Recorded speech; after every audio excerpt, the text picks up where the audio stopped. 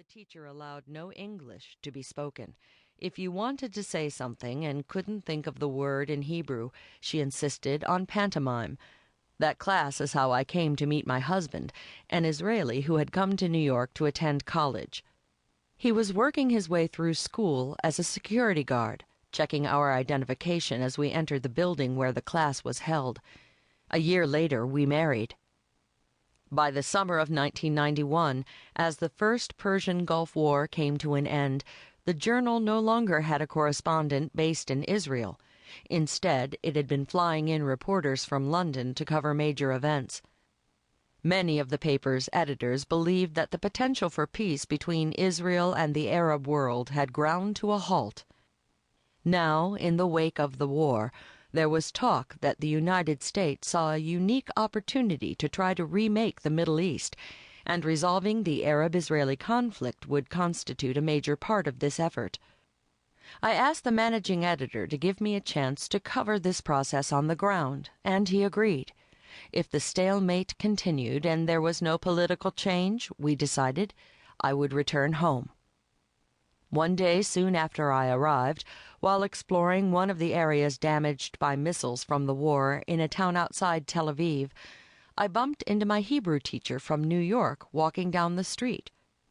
By that time, her husband had finished school, and they had moved back with their children to Israel.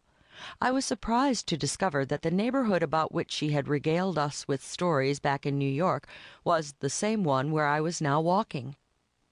Many Israelis that I knew had been forced to sit out the war in bomb shelters or sealed rooms that they prepared at home with duct tape and plastic sheeting, wearing gas masks in case of chemical attack and waiting for code words on the radio that would indicate it was safe to take them off. The United States, which had led the struggle against Saddam Hussein, feared that its fragile coalition of Arab states against Iraq's invasion of Kuwait might fall apart if the Israelis joined. The United States extracted a promise from then Israeli Prime Minister Yitzhak Shamir that Israel would try to stay out of the conflict, even if attacked by Scud missiles.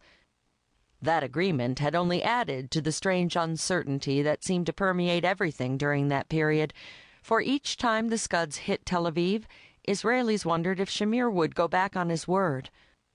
The lack of response to the Scud attack seemed counter to the ethos that had driven Israel forward since its founding. And yet by the fall of 1991, life more or less had returned to normal. The coffee shops were full, the nightclubs were crowded, the steady beat of daily routine went on, even amid the signs of damage. Within a few months of the end of hostilities, elections were held, and Yitzhak Rabin, the famed general and hero of the 1967 Arab-Israeli War, which had resulted in Israel's capture of the West Bank and the Gaza Strip, and the reunification of the eastern and western parts of Jerusalem, was chosen as prime minister. Soon afterward, he became involved in secret negotiations with representatives of the Palestine Liberation Organization, which culminated in the 1993 signing of the Oslo Peace Accords, named after the Norwegian capital where most of the talks had taken place, and a formal ceremony on the White House lawn. At first, following the famous handshake between Rabin and PLO leader Yasser Arafat, it was a time of optimism. Everyone, Israelis and Palestinians alike, seemed to be signing a deal to sell tomatoes to the Persian Gulf, to look for oil in the Dead Sea, to open a casino in Jericho. There was talk of a new Middle East, the falling of borders, and an era of open trade. The Tel Aviv cafes always seemed to be full of people talking business. It is hard to pinpoint when things started going wrong. Looking back on that period now, I see the turning point as November 1995, when Yitzhak Rabin was killed by a Jewish right-wing militant following a peace demonstration in Tel Aviv.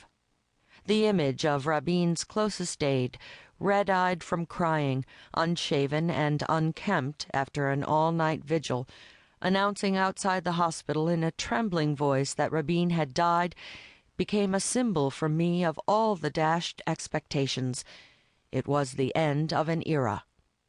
When new elections were held, Benjamin Netanyahu of the Likud party became prime minister, promising to change